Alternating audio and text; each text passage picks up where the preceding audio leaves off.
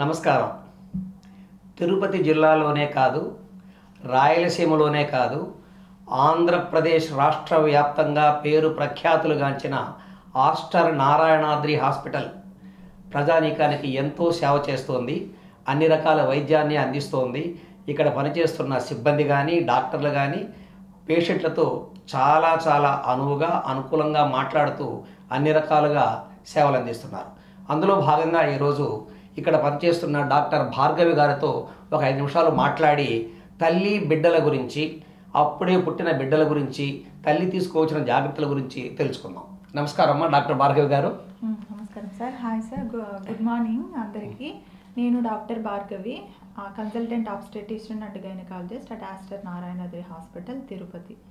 So breast feeding week సందర్భంగా మనము ఈరోజు తల్లిపాలు ఇవ్వడం వలన తల్లికి ప్లస్ బేబీకి కలిగే ప్రయోజనాలు ఏంటో తెలుసుకుందాము. సో మొదటగా ఏంటంటే మన ఆస్టర్ నారాయణాద్రిలో బ్రెస్ట్ ఫీడింగ్ వీక్ సందర్భంగా ఆగస్టు 1 నుంచి ఆగస్టు 31 వరకు మనకు ఫ్రీ యాంటీనేటల్ ఓపీ ఇవ్వబడుతుంది. సో ఇందులో ఎవరెవరంటే pregnant ladies plus already delivery అయిన వాళ్ళు ఫ్రీగా ఓపీ రిజిస్ట్రేషన్ చేసుకొని ఇక్కడ మన దగ్గర సలహాలు ప్లస్ సూచనలు ఫ్రీగా ఇవ్వబడుతుంది. సో ఈ అవకాశాన్ని అందరూ ఉపయోగించుకోవాలని కోరుకుంటున్నాను. మరి తల్లి బిడ్డల ఈ బ్రెస్ట్ ఫీడింగ్ గురించి కొంచెం వివరించండి, మన వాళ్ళకి బాగా అర్థమయ్యేటట్లుగా. తల్లికి ఏం ప్రయోజనం ఉంది, బిడ్డకి ఏం ప్రయోజనం ఉంది, దీన్ని ఎలా అవలంబించాలి తల్లి బిడ్డలు? సో డెలివరీ అయిన తర్వాత అనేది తల్లిపాలు అనేది నవజాత శిశువుకి ఒక బహుమతి అనుకోవచ్చు అండి. ఇదేంటంటే సో తల్లిపాలు తీసుకున్న తర్వాత మదర్లోను ప్లస్ బేబీలోను చాలా అడ్వాంటేజెస్ ఉన్నాయి. సో ఫస్ట్ మనము తల్లి గురించి తెలుసుకుందాము.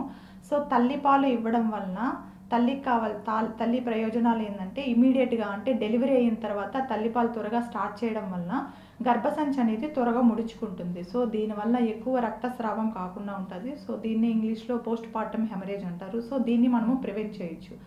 సో నెక్స్ట్ అడ్వాంటేజ్ ఏంటంటే సో తల్లి అనేది ప్రెగ్నెన్సీలో చాలా వెయిట్ గెయిన్ అయి ఉంటుంది. సో ఈ లాక్టేషన్ ద్వారా ఆ ఎక్సెస్ వెయిట్ గెయిన్ అనేది మనము క్యాలరీస్ అనేది బర్న్ చేసి వెయిట్ లాస్ అవ్వడానికి హెల్ప్ అవుతుంది. సో మనకు లాంగ్ టర్మ్ అడ్వాంటేజెస్ కూడా ఉందండి. సో కంపారిటివ్గా అంటే తల్లిపాలు ఇచ్చేవాళ్ళు తల్లిపాలు ఇవ్వని వాళ్ళతో కంపేర్ చేస్తే సో ఎవరైతే తల్లిపాలు ఎక్కువ రోజులు ఇచ్చింటారో సో వాళ్ళల్లో రొమ్ము క్యాన్సర్లు కానీ ప్లస్ గర్భసంచికి సంబంధించిన క్యాన్సర్లు, బ్రెస్ట్ క్యాన్సర్, ఓవేరియన్ క్యాన్సర్స్ అనేది చాలా తక్కువ ఉంటుంది. సో మనం ఏంటంటే తల్లిపాలు అనేది సో ఇమీడియట్గా నార్మల్ డెలివరీ అయిన వాళ్ళకి as soon as possible within 5 minutes లోపు మనము స్టార్ట్ చేసుకోవాలండి. అదే సిజేరియన్ డెలివరీ అయితే మినిమం 1 hour లోపు అయితే స్టార్ట్ చేసుకోవాలి. సో బేబీకి కంపేర్డ్ టు బేబీ అడ్వాంటేజెస్ ఏంటంటే సో తల్లిపాలు తీసుకోవడం వలన ఫస్ట్ ఇనీషియల్ 6 months వరకు ఎక్స్క్లూజివ్ బ్రెస్ట్ ఫీడింగ్ అంటారండి. సో ఎక్స్క్లూజివ్ బ్రెస్ట్ ఫీడింగ్ అంటే ఏంటంటే తల్లిపాలు తప్ప ఈవెన్ వాటర్ కూడా తీసుకోకూడదు. సో దీన్ని మనం ఎక్స్క్లూజివ్ బ్రెస్ట్ ఫీడింగ్ అంటే అంటాము. సో ఆఫ్టర్ 6 months తర్వాత కాంప్లిమెంటరీ ఫుడ్స్ అనేది యాడ్ చేస్తాం అలాంగ్ విత్ బ్రెస్ట్ మిల్క్. అంటే తల్లిపాలతో పాటు రిమైనింగ్ వీనింగ్ ఫుడ్స్ అనేది స్టార్ట్ చేస్తాము. సో అకార్డింగ్ టు WHO ప్రకారం అయితే ఇప్పుడు 2 years వరకు అయితే తల్లిపాలు ఇవ్వాల్సి ఉంటుంది. సో తల్లిపాలు తీసుకోవడం వలన శిశువుకి కలిగే ప్రయోజనాలు ఏంటంటే సో బేబీ బ్రెయిన్ డెవలప్మెంట్ కానీ, ఆర్గాన్స్ డెవలప్మెంట్ కానీ, నెక్స్ట్ యాంటీ ఇన్ఫెక్షియస్ ప్రాపర్టీస్ ఉంటుంది. సో మనకి ఇనీషియల్ ఫస్ట్ 3 to 4 daysలో వచ్చే మిల్క్ అనేది కొలెస్ట్రామ్ అంటారు. సో దీంతో fat content plus anti infective properties, antibodies అనేది ఉంటుంది. సో ఇది బేబీకి ఏంటంటే ఊపిరితిత్తులకు సంబంధించిన cold, cough, respiratory tract infections లేకుండా చూసుకుంటుంది. ప్లస్ మెదడు ఎదుగుదలకు కానీ గ్రోత్ డెవలప్మెంట్కి మనకు ఉపయోగపడుతుంది. కొంతమంది తల్లులకు బిడ్డ పుట్టిన తర్వాత బ్రెస్ట్ ఫీడింగ్ పాలు రాదు. ఎందుకని రాదు, కారణం ఏమి, దానికి రావాలంటే ఏం చేయాలి? సో చాలామంది ఇప్పుడు ప్రెజెంట్లో ఏంటంటే చాలామంది తల్లుల్లో మనం లాక్టేషనల్ ఫెయిల్యూర్ అంటారు. సో డెలివరీ అయిన తర్వాత బేబీకి ఈవెన్ 1 drop కూడా మిల్క్ రాదు. సో దీనికి చాలా కారణాలే ఉన్నాయండి. సో ఒకటి ఏంటంటే ప్రాపర్గా డైట్ తీసుకోకపోవడము, సో ప్రెగ్నెన్సీలో పూర్ వెయిట్ గెయిన్ ఉండడం. నెక్స్ట్ ఇంకొకటి ఏంటంటే హార్మోనల్ ఇంబ్యాలెన్స్, ఓకేనా. ఇంకొకటి ఎమోషనల్ ఇన్స్టెబిలిటీ, ఏమన్నా పేషెంట్ సైకలాజికల్గా డిప్రెషన్ ఉన్నప్పుడు, మదర్కి ప్లస్ బేబీకి సరిగ్గా బాండింగ్ లేనప్పుడు, సో ఇలాంటి సిచ్యువేషన్లో ఏంటంటే మనకు తల్లిపాలు అనేది ఇనిషియేట్ అవ్వదు. కొంతమందిలో ఏంటంటే తల్లిలో సంథింగ్ ఏదో ప్రాబ్లం ఉండడం వలన ఇనీషియల్గా స్టార్ట్ చేయరు ఫీడింగ్ అనేది. ఆల్మోస్ట్ ఒక 7 to 10 డేస్ తర్వాత స్టార్ట్ చేస్తారు. So delayed start of breast feeding వల్ల కూడా కొంతమందిలో అనేది లాక్టేషనల్ ఫెయిల్యూర్ అనేది జరుగుతుంది. ఇంకొంతమంది ప్రెగ్నెన్సీలు ఏంటంటే డెలివరీ అయిన తర్వాత ఎక్కువ బ్లీడింగ్ పోవడం వల్ల, పోస్ట్ పార్టమ్ హెమరేజ్ అనేది ఎక్కువ అవ్వడం వల్ల అది డైరెక్ట్గా మెదడుకి ఎఫెక్ట్ అవుతుంది. సో మెదడులో మనకి ఏంటంటే ప్రొలాక్టిన్ అనే హార్మోన్ అనేది రిలీజ్ అవుతుంది. సో ఎక్కువ బ్లీడింగ్ పోవడం వల్ల పిట్యూటరీ గ్లాండ్ ఎఫెక్ట్ అవ్వడం వల్ల ఈ ప్రొలాక్టిన్ హార్మోన్ రిలీజ్ అవ్వడం అనేది ఇన్హిబిట్ అవుతుంది. దీన్ని పోస్ట్ పార్టమ్ అపోప్లెక్సీ అంటారు. సో ఇలాంటి వాళ్ళలో కూడా మనకు లాక్టేషనల్ ఫెయిల్యూర్ అనేది జరుగుతుంది. ఓకే, మళ్ళీ మనం ఎటువంటి వైద్యం అందించడం ద్వారా తల్లికి మళ్ళీ పాలు ఉత్పత్తి అయ్యేటువంటి విషయం చేయొచ్చు? అంటే ఒకసారి మనం లాక్టేషన్ ఫెయిల్యూర్ 7 to 10 డేస్ వరకు మనకు మిల్క్ రాలేదంటే తర్వాత ఇనిషియేట్ చేయడం అనేది చాలా కష్టము. సో మనం ఏంటంటే ముందుగానే ప్రాపర్గా కౌన్సిలింగ్ యాంటీనేట్ అంటే పేషెంట్ ప్రెగ్నెంట్గా ఉన్నప్పుడు, so since from 3rd month 1st month అంటే మన దగ్గర ఎప్పుడైతే వస్తారో అప్పటి నుంచే మనము ప్రాపర్గా కౌన్సిలింగ్ అనేది important. Proper diet management plus family support అనేది చాలా ఇంపార్టెంట్. సో నెక్స్ట్ ఎమోషనల్ ఇన్స్టెబిలిటీని కరెక్ట్ చేయడము. సో ఇలాంటివి ద్వారా ప్లస్ ఎక్కువ బ్లీడింగ్ పోకుండా చూసుకోవడం డెలివరీ టైంలో. సో ఇలాంటివి చేయడం వల్ల మనము కరెక్ట్ చేసుకోవచ్చు. ఓకే, మా తల్లి పాలు లేదు, అప్పుడు బిడ్డకి ఎటువంటి పాలు ఇవ్వాలి? లాక్టోజన్ లాంటి ఆర్టిఫిషియల్ పౌడర్తో పాలు ఇవ్వాలా, లేకపోతే ఆవు పాలు ఇవ్వాలా? ఎటువంటి పాలు ఇవ్వాలి? సో ఆవు పాల కంటే కూడా మన కౌ మిల్క్ కన్నా కూడా ఫార్ములా మిల్కే ఇంపార్టెంట్. సో ఫార్ములా మిల్క్ అనేది అది మనకు స్టేజ్ వైజ్ ఉంటుంది. So stage 1 up to 3 months, stage 2 3 to 6 months. Formula milk అంటే అది ఎక్కడ దొరుకుతుంది? ఎట్లా ఫార్ములా మిల్క్ పౌడర్? అది మిల్క్ పౌడర్ లాక్టోజన్ మనకు కొన్ని ఉన్నాయి పౌడర్స్ ఫార్ములా మిల్క్. సో ఇది according to paediatrician. So paediatrician అనేది మనకు according to weight age base చేసుకొని మనకు ఎంత డోస్ అనేది చెప్తారు. సో దాన్ని మనము స్టెరైల్గా మిక్స్ చేసుకొని ఫీడ్ చేసుకుంటే బెటర్. ఓకే, ఒక నెల రోజుల పాటు పాలు ఇవ్వడంలో తల్లికి బిడ్డకు మధ్య ఎటువంటి జాగ్రత్తలు ఉండాలి? నెల దాటిన తర్వాత ఎటువంటి ఉండాలి? సో ఫస్ట్ మంత్ ఇవ్వడం అనేది చాలా కష్టం అండి. ఎస్పెషల్లీ ఎవరిలంటే మొదటి ప్రెగ్నెన్సీ అంటే ఫస్ట్ టైం ప్రెగ్నెంట్ అవుతారు కదా. సో వాళ్ళలో ఏంటంటే ప్రాపర్గా అవేర్నెస్ ఉండదు. సో బేబీని ఎలా హోల్డ్ చేయాలి ప్లస్ ఎలా ఫీడ్ చేయించాలి. సో అలా అంటే ఫస్ట్ ప్రెగ్నెన్సీ వాళ్ళలో కొద్దిగా డిఫికల్ట్ ఉంటుంది. సో ఫస్ట్ మంత్లో ఏంటంటే ఎవ్రీ 2nd అవర్లీ అయితే మనము బేబీకి అనేది ఫీడింగ్ ఇవ్వాలి విత్ ప్రాపర్ కౌన్సిలింగ్తో.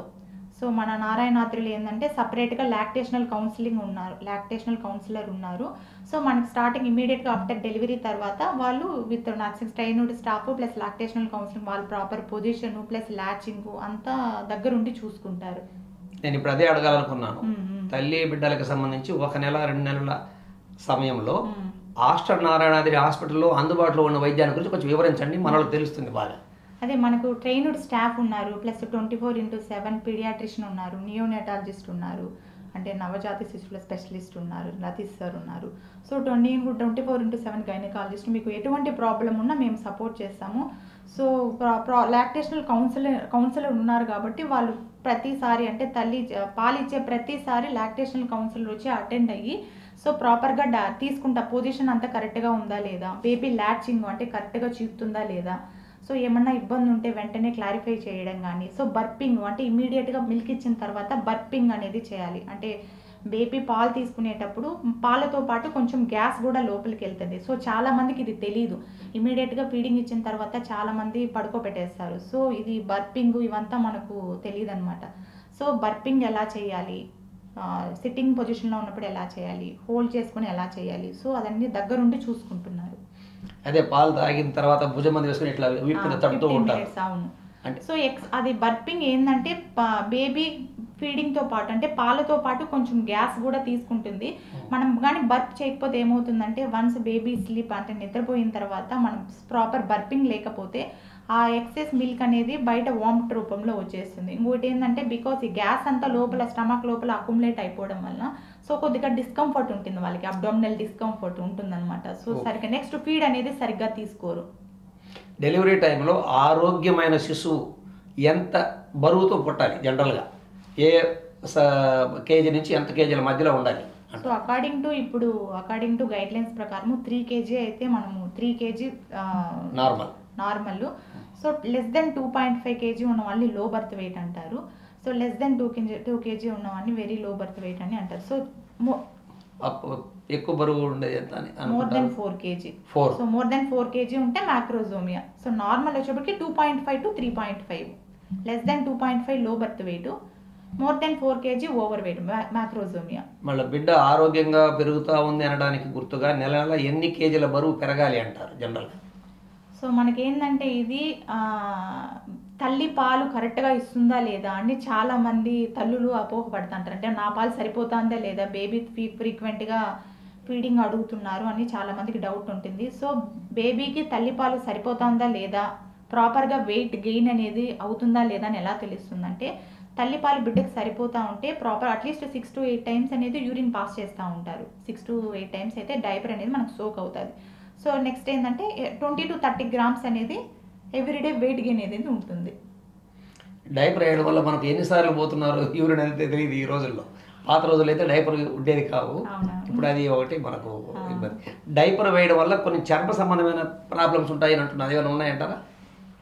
అంటే డైపర్ ర్యాషెస్ వచ్చే ఛాన్సెస్ ఉంటుంది. సో ఫస్ట్ ఇనీషియల్గా అయితే మనం 3 to 5 days వరకు డైపర్ వేసుకోకపోవడమే బెటర్. అంటే సెన్సిటివిటీగా ఉంటుంది కాబట్టి మనం జస్ట్ క్లాత్ ద్వారా, సో దట్ మనం ఇనీషియల్గా బేబీ యూరిన్ పాస్ చేస్తున్నాడా లేదా, ఎన్నిసార్లు పాస్ చేస్తున్నాడంటే కూడా తెలుస్తుంది. డైపర్ ర్యాషెస్, ఇన్ఫెక్షన్స్ వచ్చే ఛాన్సెస్ ఎక్కువ ఉంటుంది. సో తల్లి బిడ్డలో ఒక నెల రోజుల పాటు ఎటువంటి జాగ్రత్తలు తీసుకోవాలనే అంశాన్ని గురించి మీరు చాలా చక్కగా చెప్పారు. అది మన ప్రేక్షకులు కూడా చాలా విషయాలు తెలుస్తున్నాయి. ఇటువంటి మంచి విషయాలు తెలియజేసినందుకు మీకు సిటీ కేబుల్ తరఫున కూడా ధన్యవాదాలు, కృతజ్ఞతలు. అది August 1 నుంచి 31 వరకు మన నారాయణాద్రి హాస్పిటల్లో ఫ్రీ యాంటీనేటల్ ఓపీ ఇవ్వబడుతుంది. సో దీనివల్ల అందరూ విజిట్ చేసి ఒకసారి అందరూ కన్సల్ట్ అవ్వాలని, ఉపయోగాన్ని అందరూ సద్వినియోగపరచాలని కోరుకుంటూ మీకు వస్తున్నాను. Thank you.